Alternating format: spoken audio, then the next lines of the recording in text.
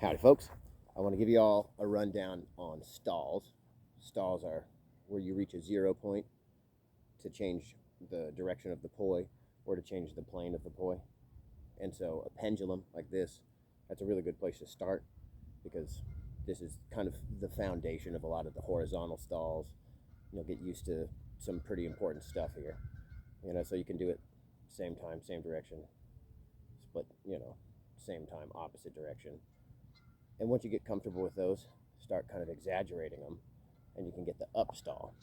And that's like taking the momentum, throwing it upward, and then pulling back on the tether to get it go the opposite direction. And if you want to do the up stall, you pull it in the new direction of the plane you want to change into. It's the same thing. As long as it's floating in space, you can pull it into any plane you want. So that's pendulum, right? Pendulum, a little exaggerated. Throwing the momentum up and then pulling straight down. That gets you your up stall, right? All the weird variations, just get creative with it. You can mix them up. It's just exaggerated pendulums, that version. For a down stall, if you take your hand from the center of the orbit and move it to where the poi was, 90 degrees from where you want to stall it, that's how you make it stop dead in its tracks. So my hand's here. I want the poi to stall 90 degrees, so I make the line here. Boing, dead stop, right? And the same thing works going the other direction. So I want it to stop right about here.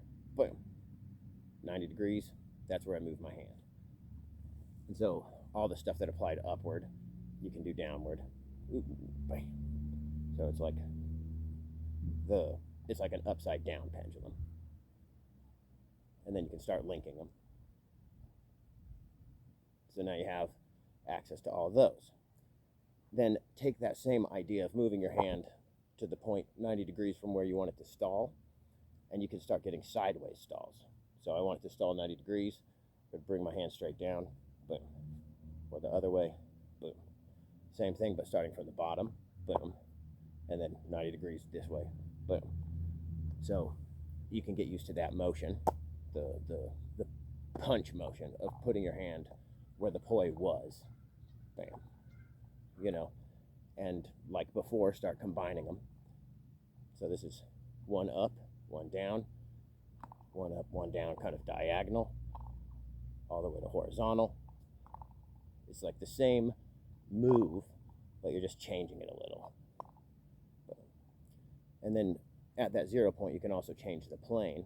So stall, now I'm in wheel plane, stall, back to wall plane. So you can use that concept to get into plane breaks and all of that stuff. All the different things. That was a bend, sorry. But those are the basic, the fundamental things you need to understand about getting the stalls to work.